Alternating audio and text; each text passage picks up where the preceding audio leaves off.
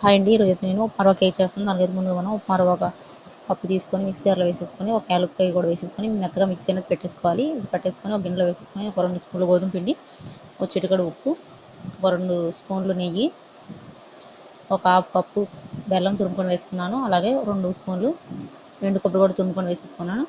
తర్వాత దీంట్లో ఒక చిటికెడు వంట సోడా, అలాగే దీన్ని మనం పాలతో అనేది కలుపుకొని ఇలా పక్కన 10 నిమిషాలు పెట్టేసుకోవాలి. తర్వాత దీన్ని తీసి బాగా కలిపేసి ఒక గిన్నెలో నెయ్యి రాసేసుకొని ఈ బ్యాటర్ని మొత్తం ఆ గిన్నెలో వేసేసుకోవాలి.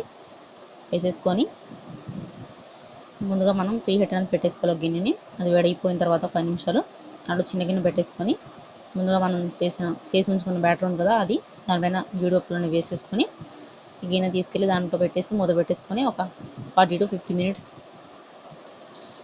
ఉడికించుకోవాలన్నమాట. తర్వాత కేక్ అయితే రెడీ అయిపోతుంది. వీడియోతో పాటు లైక్ చేయండి, అలాగే ఛానల్ సబ్స్క్రైబ్ చేసుకుంటే ఇంకా ఫర్ వచ్చి